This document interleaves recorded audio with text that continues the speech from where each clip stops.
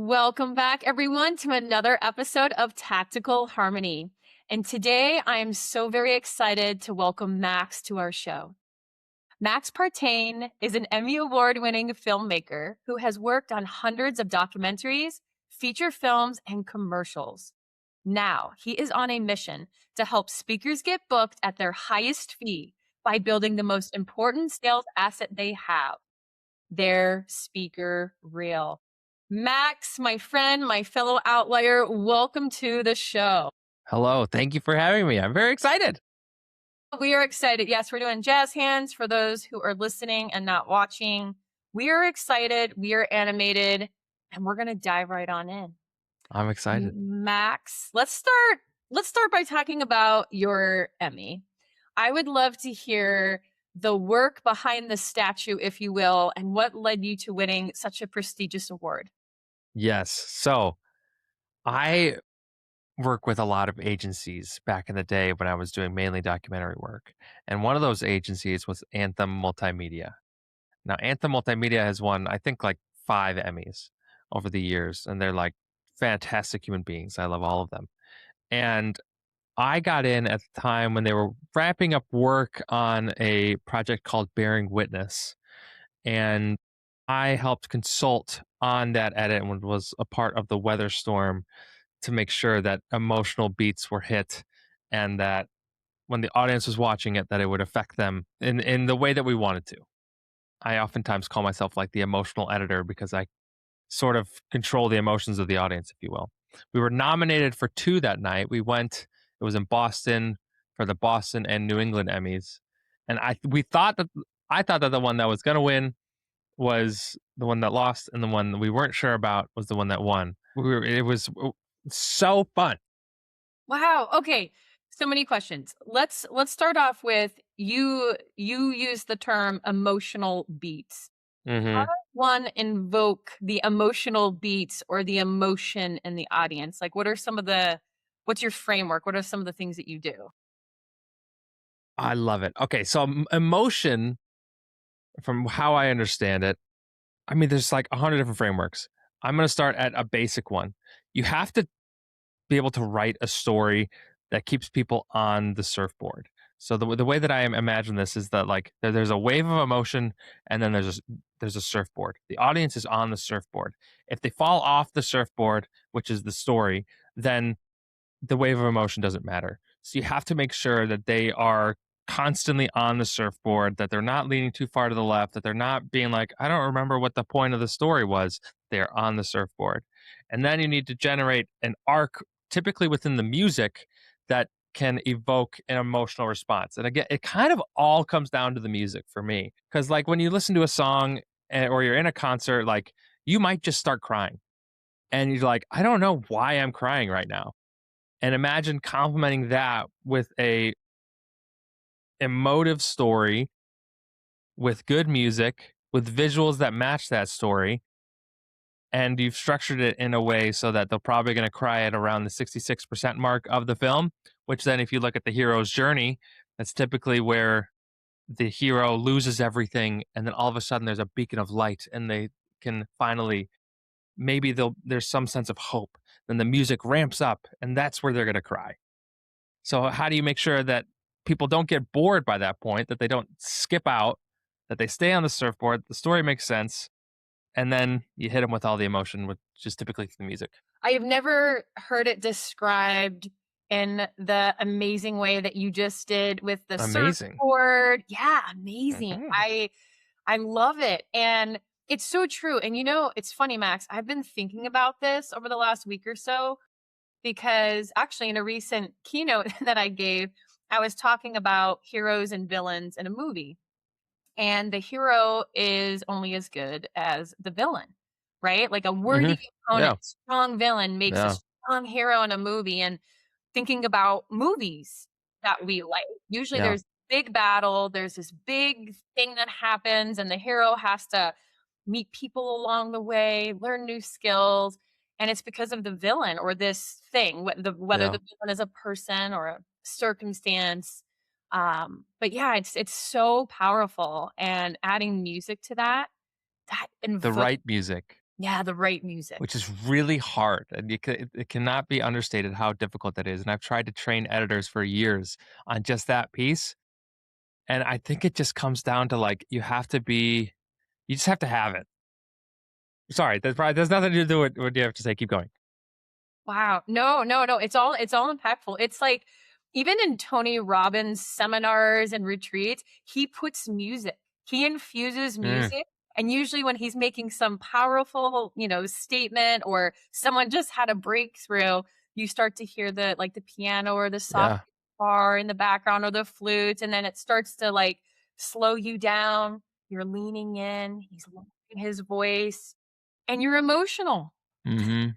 Yeah, it's a journey, it's a roller coaster, and they're Yeah. they're building that roller coaster, especially with Tony Robbins, incredibly intentionally so that you can have those swings of emotion. So I do that in the edit all the time. Yeah. Yeah, and I feel compelled to share this, so I'm going to before I ask my next question. And that's when you said, music can invoke this emotion and it makes you cry. At a concert, I actually cry. And I'm like, I'm at a concert. Why am I crying? Now, it was a sad song by Chris Stapleton about losing his dog, Maggie. Mhm. And I love my dogs, and I had just lost my senior dog, and I'm in the middle of a stadium, happy, but then in the next minute, I'm in tears because Yeah. the lyrics, it was the slow rhythm and cadence of the song, and then I'm thinking about Clover, may he rest in peace, and I'm crying, and I'm happy, but I'm crying, and I'm like, "That's Yeah. the power of music, Max." Yeah. Yeah, I mean, that now imagine that experience, having that experience with just the music, but also stacking visuals on top, and beautiful graphics and sound effects, and now you have this incredibly powerful experience that I believe can only really happen in film that is, like, like, almost like the 4 elements of, like, experience. Now if you could get, taste, touch, and whatever, but, like, from sight and visuals and pacing that out correctly, I can almost, as a science, make people cry. Like, fully plugged in with Yeah, every fully plugged in, but it only works on an engaged audience, which is why Tony Robbins, he could probably, like, crush it. But if it's like a TikTok video, it's really hard to make somebody cry because they just scroll the next one or they just, like, look up and they're like, "Oh, I'm in a coffee shop." But if I can have them in a dark room, which is like a movie theater or like a conference, and they're gonna watch that video, I'm gonna be able to make them cry. Okay. Well, I could keep going all day with that, but I have so many amazing questions prepared for you. So I'm gonna move along.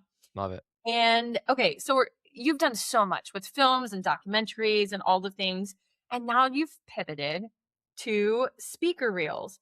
So I would love to hear what that journey looked like and what made you pivot from this amazing work that you've been doing to speaker reels.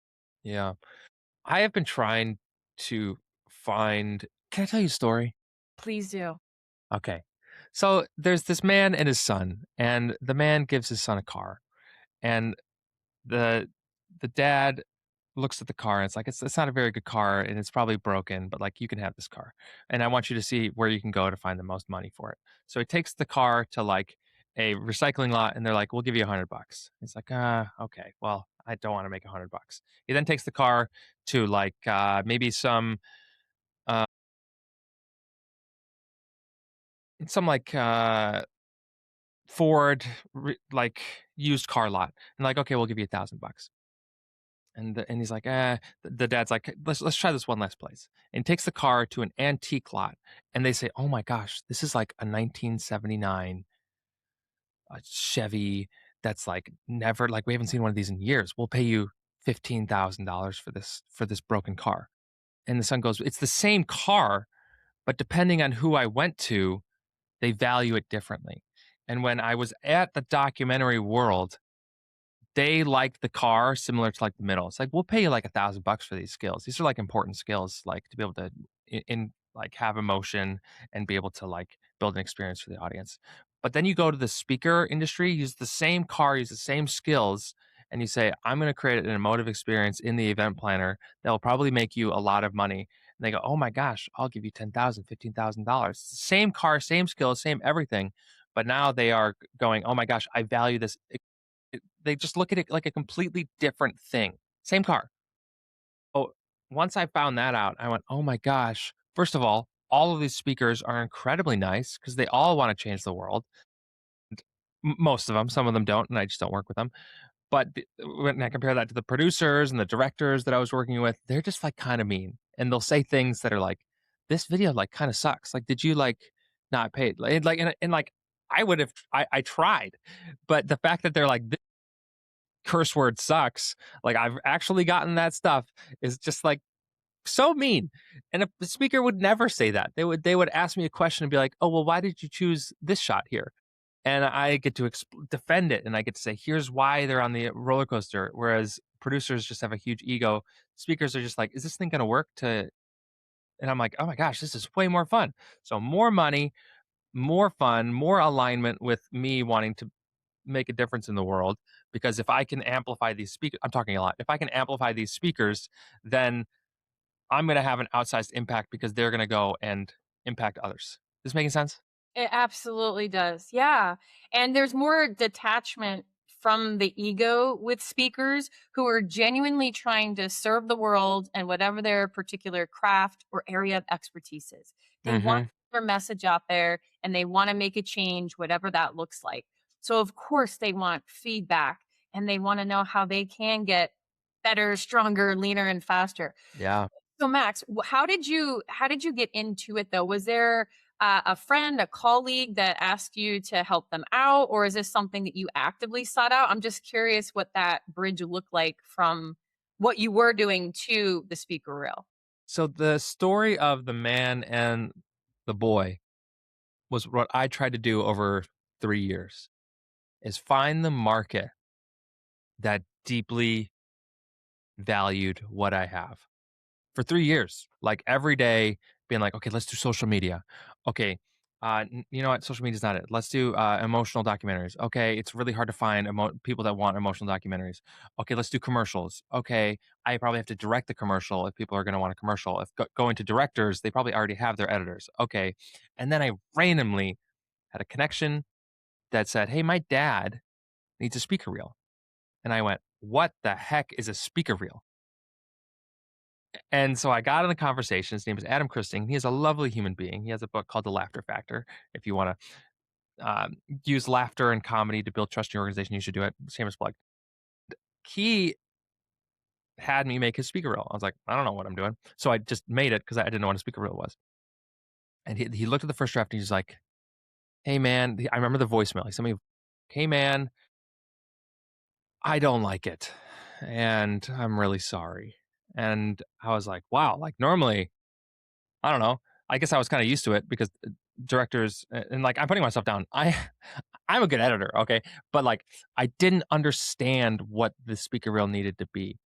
And so we revised, and we revised, and we revised, and he told me things of, like, the event planner doesn't really care if there's, like, this huge emotive story arc. They care to make sure that I have frameworks, that I have good speaking skills, to make sure that I look expensive, which is a different game than the documentary world, but it's very similar tools. So once I finished that, he's like, "Look, if you just did speaker reels for the next year, I bet you can make six figures." And I was like, "Really? Like this is a market? Like there's people that want this?" So then I just went on LinkedIn, started reaching out to speakers, and I was like, I wanted to validate the claim that this is a real market. And I was like, "Are speaker reels a thing?" And they're like, "Oh my gosh, a good speaker reel editor is like so rare." And I was like, "Oh my gosh, the antique car." And more conversations continued to get me to say, "Oh my gosh, I am the antique car if I position myself as a speaker reel guy. Same skills as the documentary, much clearer ROI, and so much easier to find speakers. You go on LinkedIn and you just search for speakers. Before, I was looking for social media people who need social media. First of all, there's a billion editors that are asking everybody to edit their social media. There's not many people that are going, sorry, again, I'm talking a lot, coffee.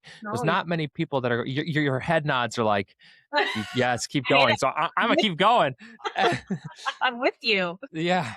There's just not a lot of people that have positioned themselves as deeply as I have. I'm literally wearing a hat called speaker reels because like that's my thing. If you want something else, I now just say no.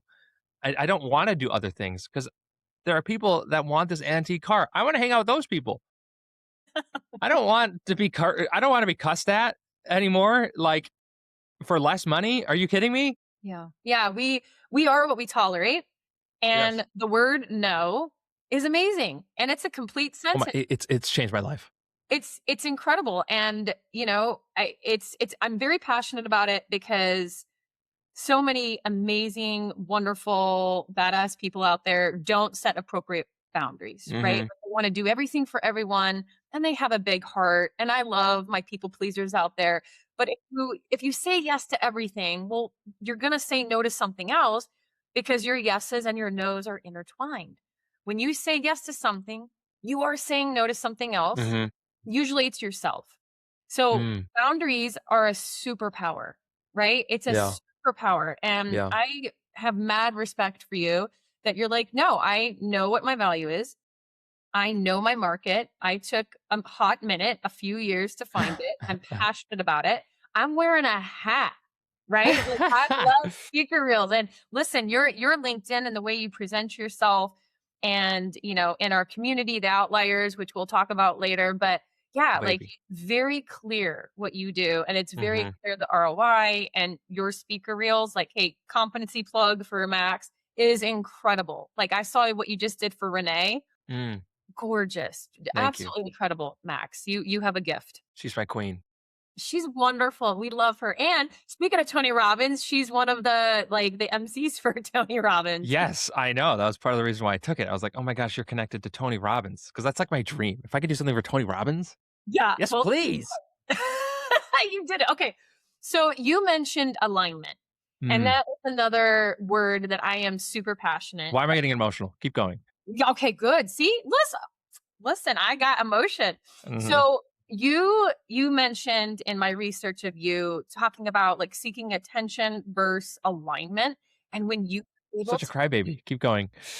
yeah, this is amazing though. Like, what did that do for you when you were like, okay, like the spotlight's on me, which I think that's natural. We all do that. But when you leaned into alignment, what did that do for you as a person and what did it do for your business? Oh my gosh, I don't know why I'm gonna cry. There's been like a lot of conversations I've been having lately with like Blake and Caroline and all outliers, and it's all on this topic of alignment. And I did not understand alignment. It was just like I listened to Alex Hormozy, and it was work hard and then work harder and then work harder. And now I'm in the phase of you can work hard, but make sure that it's something that your heart is aligned with that you want to do. And luckily, I'm in a place where I found speaker reels that is in alignment with what I want to do. I get to take audiences and put them on a journey and tell a story of a specific person and make them look badass and help them get booked. And that is in alignment with what I want to do. And I get to have fun doing it. With that said, my alignment constantly changes. I made that outlier project video, and that was like one of the most fun things I've ever done. And I was like, "Oh my gosh, if I could just do that type of stuff forever." And I'm not gonna reject my speaker reels. I was like, "Oh no, that was really fun. I think people would really value it if they saw it and they like could see that like it's just like my lived experience. Here's what I think of your organization. I'm going to simplify it down for anybody to understand it." Well, if I could do that, that feels more in alignment of like who I am as a person. So my alignment journey has been like ebbs and flows, and I find something that feels really in alignment and it feels awesome. But then I find the next thing that feels even better. Then I find the next thing that feels even better. And every time that that happens, I just go all in. Like with speaker reels, it just felt right. I was like, I'm going all in. And now with the outlier project and doing those types of videos, I'll probably just go all in because it is in line with my heart, is in line with who I am as a person. Is this resonating with you? Talk to me. So resonate. Yes. And you bring up so many good points, like how alignment is defined. And it's similar to how success is defined. That is so personal, so deeply Mm, personal to each person, and how I define it is going to be different than how you define it. And mhm. that's where I am on my journey. That's where my values are. That's where my North Star is, the season of my life. And one thing that I want to double tap on is it's not a final destination, and I think Yeah. so often we think it is. So, if Mm. I do this one thing, then I've hit it big, and then when we do that, we're making something conditional, like our happiness or our self-worth, which I affectionately call BS to, because no one's making books about the top of Mount Fiji and the view from there. It's about it's about the climb, it's about the Mhm. it's about how many times I almost quit or I fell down, but I Yeah. got back up, and then I figured it out, and Yeah. I had some altitude sickness, but I didn't let it stop me. I didn't let it stop me, I just kept going, and that might be a corny example, but it's so true because the goalpost can move, and it will, and I'm getting better, and I have so many levels and dimensions to me as Mhm. you, and that video that you did for our community, The Outliers, and for those of you who are listening or watching us right now and you're like, what the hell is an outlier? You guys keep talking about it. So, this amazing community that was founded by the one and only legendary Scott McGregor. And it's extraordinary people doing extraordinary things. And we define success on our own terms. We defy the ordinary. And it's incredible. We have so many wonderful people in this community. That's how Max and I met. And Max did this eloquent, beautiful, emotional, powerful, emotion invoking video that brought me to tears and was like, oh my God, I get to be a part of this. I am an outlier. This, like, you just like, how do you put words to it? Because it's a feeling. Like you just Yeah. you captured the essence of it. Mm. Yeah. I captured the essence of it without really describing what it is. I just showed my lived experience and showed Mark, who is like kind of the heart of what it means to be an outlier, in my opinion. And then told the story in a way that resonated with people. But if you go back, there's no explanation of what it is. I don't even say there's Zoom meetings where you get to meet with authors and with famous people. Oh, I mean, like I kind of hint at IRL meetups, but like again is like it's a kind of ambiguous thing, which is why Scott and I have been talking, and I'm going to create a whole series on what the Outlier Project is in that style. And I'm so freaking excited. So excited. Sorry. I just like my mouth just got wide because he's dropping this gem. I didn't know that. I'm here for it. I I know it's know, I'm going to so be. excited.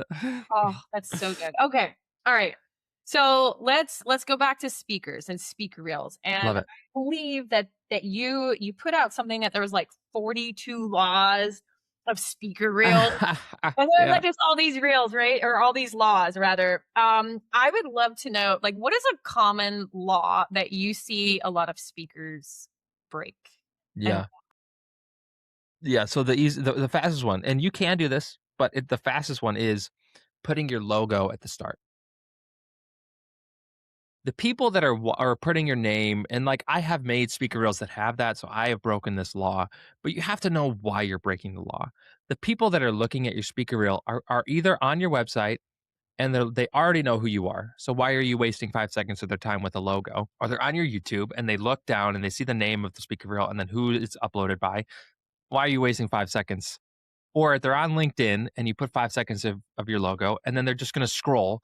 So it's like you have to be really conscious of the fact that we live in a attention world. And if you waste 5 seconds of someone's time with just music and a logo, then they're not going to see the value that you provide. Because if you like if you've climbed Mount Everest, for example, and you don't put that until after the logo and people already scroll, you might lose only 20%, but that's 20% of people that could have been amazed by your story. So get into the meat, get into the problem that you solve, get into the thing that makes you amazing, put your biggest stage share, but don't necessarily start with your logo. makes complete sense. Yeah. Yeah. And it kind of pivots into you've stated this pretty openly, like every second has to earn the next. Mhm. Right? Yeah. Like, I'm earning your attention, and it's almost like currency, or, if you kinda think about it through a different lens, and especially, think about, like, a young kid, like, they're scrolling, right? Like, it's Yeah. quick, it's fast, and so Yeah. it's not gonna hook me in, then event planners are busy, they're looking at how many of these, so that's really cool, and Max, I'd love to hear your thoughts on this. So, like, for the people that maybe aren't speakers, but they're leaders, they're ambitious professionals, right? Like executives, and a lot Mhm. of our audience fills that demographic. How does this methodology apply to them when they have like a big meeting and they need to earn the attention of their audience? Like Yeah. they're trying to sell something, right? They're trying to influence. How would this methodology that you teach for a speaker apply to these leaders in a big meeting, if you will? On a stage, the medium determines the strategy. If you're on TikTok, you have 60 seconds. So then you better and people's ability to scroll is probably like you probably have like 2 seconds to capture someone's attention. So those first three words, you better rock. And then the next word, it better be perfect. And the next word, it better be perfect. That's why people pay a premium. That's why Mr. Beast hires a scriptwriter for his shorts and for his long forms, because every word counts. Because we live in a world where you can just scroll with your thumb. Now let's go to LinkedIn. You make a 5-minute speaker reel, you have a little bit more flexibility. You can get away with like not having getting people off of the surfboard and not having the story make complete sense and then having it come together. Now let's take it all the way to the maximum extreme of like a movie. You could have the first hour be really confusing. Their butts are still in the seats and they can't scroll. They paid to be in this theater. It's okay if they're off the surfboard because it could all come together in the end. And then you're going to go, oh my gosh, the twist, because you have bought their attention. Now, if you have 40 minutes on a stage, which I think is what we're talking about here, or let's use that as an example, you have a little bit of leeway to get a little bit confusing at the start and to have a hook that's like, I don't really know if that, I don't know where they're going with it, but I'm intrigued. So, my lesson that I try to teach everyone, no matter what it is that you got to make it so people lean in and are intrigued. Because if they're intrigued, they're going to give you another 5 seconds. And then they're going to give you another 5 seconds and just keep them intrigued. Like I just made this reel for Kristen Christie, and it starts with a newscaster, and it's a speaker reel. It starts with a newscaster. It's not her speaking because I want to intrigue the audience and just and like make it a little bit mysterious. So then in big events and your corporate, how do you intrigue the audience? How do you hook them and just say, 11 years ago, I went bankrupt. Oh, I'm intrigued. I'm going to lean in a little bit and then just keep that intrigue, tell a compelling story, and then use that story of bankruptcy for the rest of the 40 minutes and infuse the life lessons into that. The amount of event planners, I might go into it, but the amount of event planners and bureau owners that talk to me and be like, pick one story and then infuse your life lessons into that. Don't have 40 stories. Renee Marino, she's the Clint Eastwood like girl, because that's the story. Sorry, Renee. I know you want to be everything else, but like you have this crazy story with Clint Eastwood, and then you built your entire keynote around that. That is an easy to sell package. So to corporate leaders, what's the story? Infuse the lessons into it. Build it so that at the 66% mark, you have this crazy, radical, emotional journey, and then finish it very well.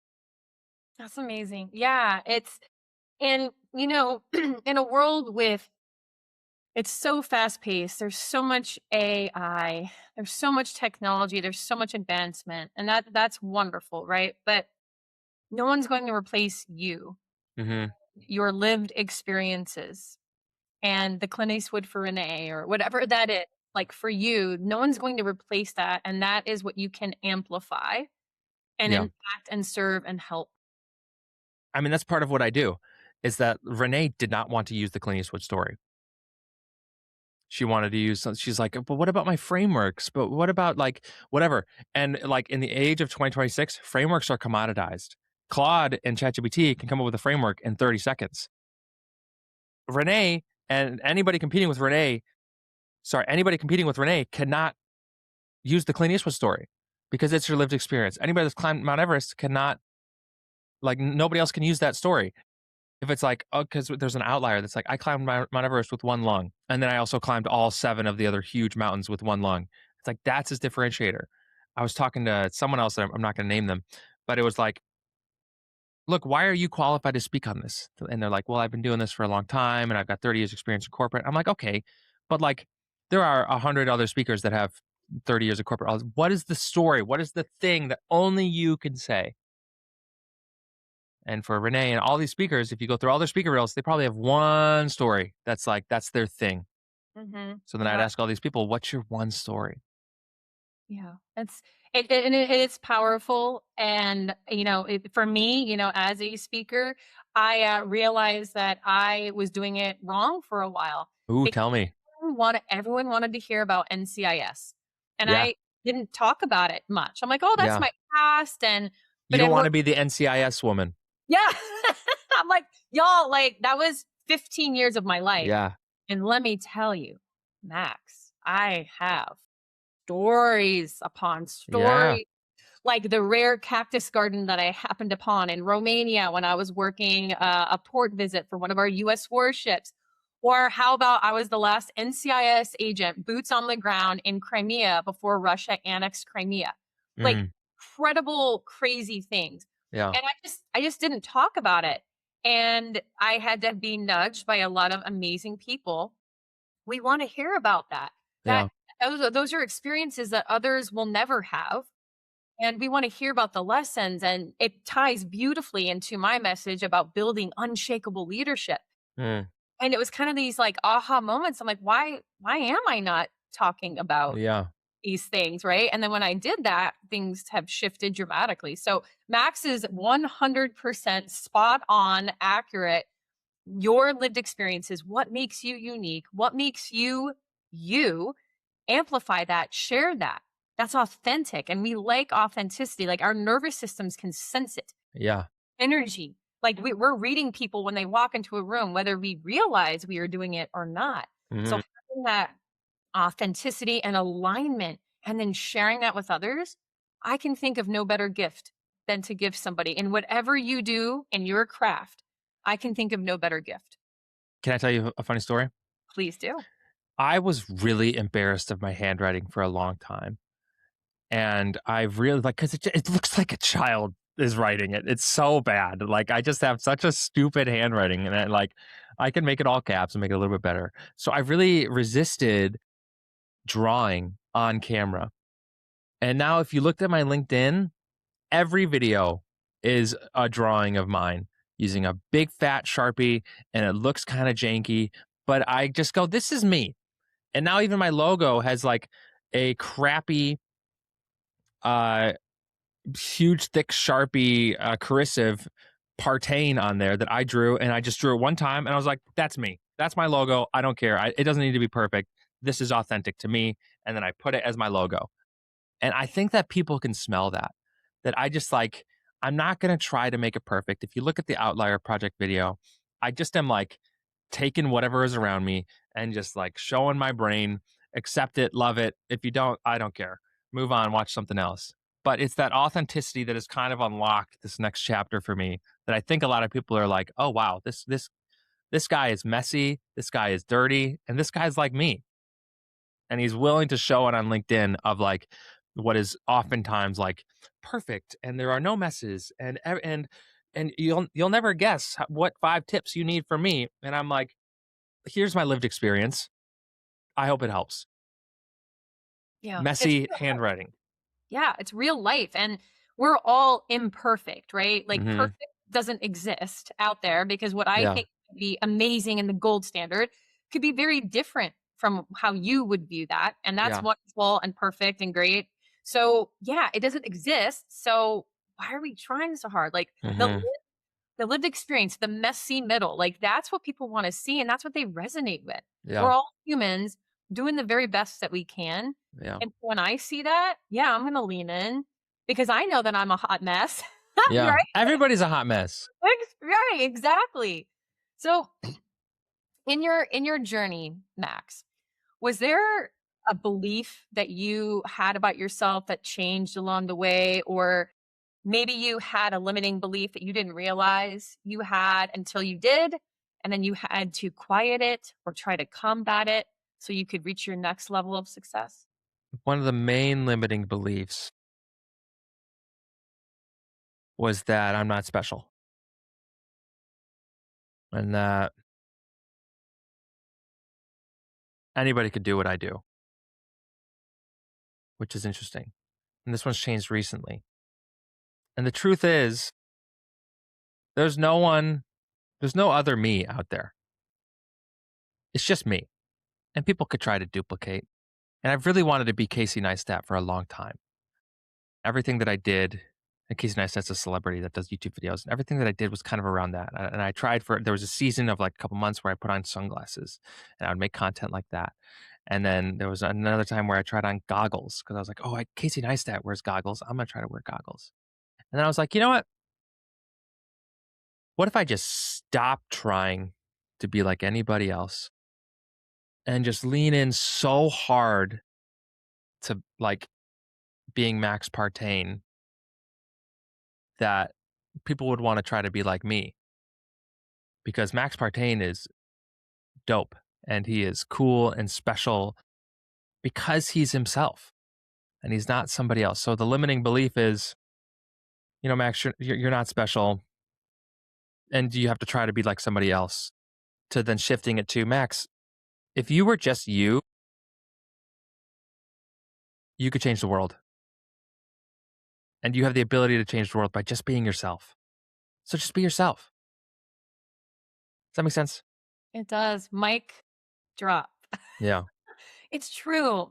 And you are dope. You are amazing. And and I'm not just saying that, your energy and your level of authenticity is apparent. It's it's palpable. And I'm Mm, very, very, very big on energy, and this stuff is measured, like heart brain coherence, the electromagnetic field. Like, this is stuff that is out there. It is measured, and I'm so passionate about it. And you when you are yourself, there is no trying. You are yourself. You I'm just show me. up, and then you have more, you kind of clear your channel, if you will. You clear the runway, that you have more capacity and a stronger container to do more of what you love to do and have more alignment because you're not efforting. And I don't have to have my hair perfect or my makeup or look a certain way or have a certain background when I'm filming a video or when I'm trying to do something. Screw it. Like, Yeah. show up just so radically and raw and you, and people are going to gravitate to you. Yeah. And the people that don't, you want to repel. Now, Rebecca, yes. one. Yes, yes, yes. 1,000 times yes. And I I tried so hard to just like please those people that I grew up with, to please those people that are around me. And now I'm just like, look, guys, this is who I am. If you don't vibe with it, leave me alone. I don't want to be around you.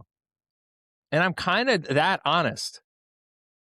And that is new and weird, and it has transformed my life. And since being in the Outlier Project, shameless plug again, all those people are like kind of like that. And they're just like, this is me. You like it or not, take it or leave it. I'm not going to adjust to make you happy. I'm just going to be me. And I'm going to try to achieve great things. And I'm going to see who I can become and take it or leave it. And it's been since the Outlier Project that I've really come into my own of just like, you know what? F it. Let's handwrite. Let's hand draw and let's be okay with my own handwriting. Because there's nobody else that has this stupid handwriting. And it's fine that it doesn't look incredible. I think people look at it and they go, "Oh, I remember when like he like I just think it's refreshing to see somebody not care." Mhm. Yes. Oh, I love that. It's refreshing to see someone not care. And I want to underscore neon bold letters that, because I am here to tell you that, again, for our amazing people pleasers, or maybe you don't even know that you are, or that you want to be everything to everybody and you don't want to upset people. Of Yeah. course, you want people to like you or gravitate toward you, but that will never be the case. Yeah. Like, people will have their opinions. It's their own projections of their Yep. own world and their limiting beliefs. I have had some nasty, nasty comments said to me, made to me on whatever Mm. platform I'm on, simply because I was an NCIS special agent. They don't Weird. know Rebecca. They don't know my Yeah. heart. They don't Yeah. know how much I care and how many sacrifices that I have made. They Yeah.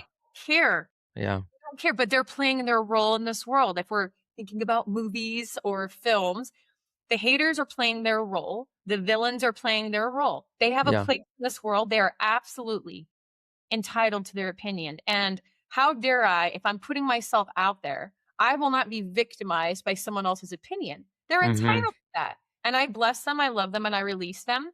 And that has taken, of course, a lot of inner work and evolution and professional and personal development along the way. Yeah. That's why I'm so passionate to help others build that victory mindset, Mm. have that unshakable mentality that I'm going to show up. I'm Max Partain.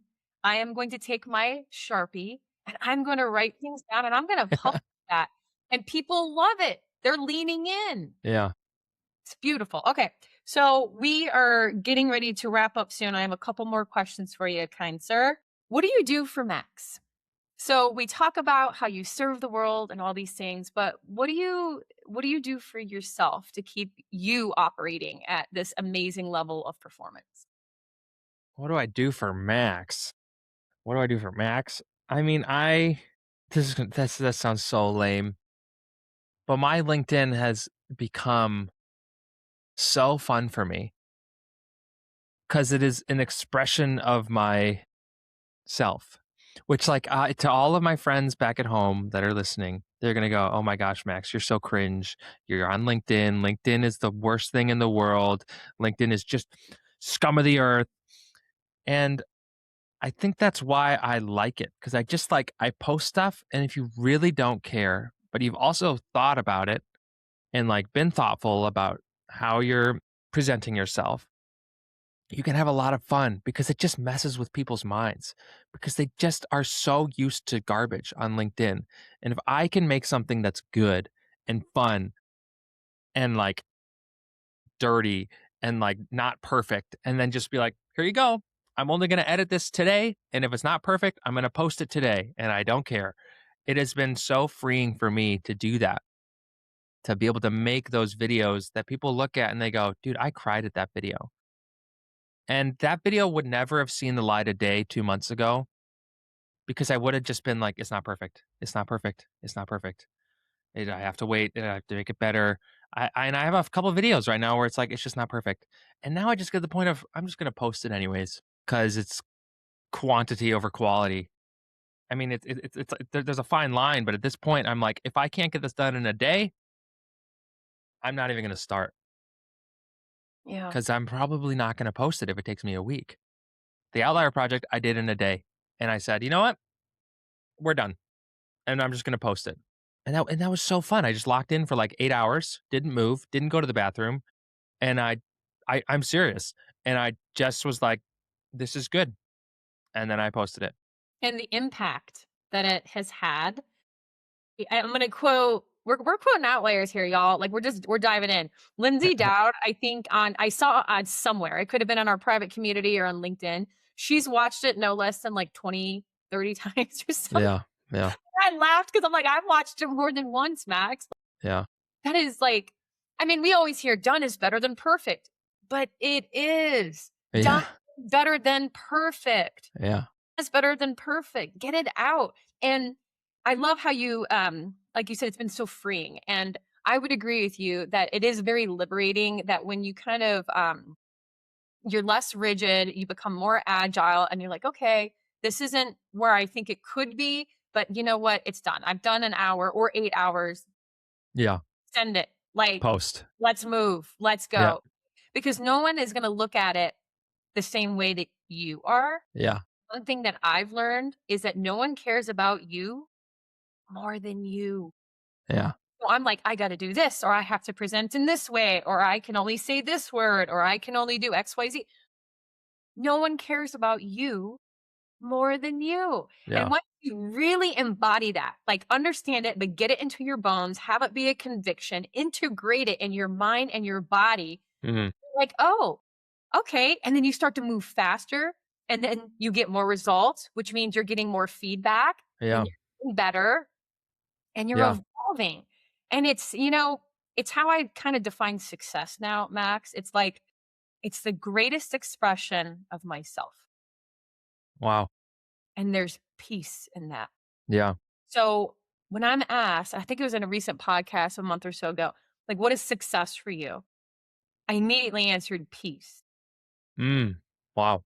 And by that, I mean the greatest expression of my truth, of myself. And, I could get emotional if I really like, I have goosebumps now, like, because my body's responding to it because it's that potent and powerful for me. And you are expressing yourself through LinkedIn. It's the greatest expression of Max Partain and how you show up and how you serve others. And it's all heart. I see your heart in everything you do and touch. And what Yeah. beautiful thing to not keep to yourself. You're sharing it with us. You're sharing it with the world. That's so powerful to me. In a If median that's really not used to it. You'll expect it on YouTube. You might expect it on Facebook. You're not going to see that on LinkedIn. you don't. And so it is refreshing because so many people think they have to show up so polished. Yeah. And like, let's change that narrative. Yeah. Let's Yeah. go.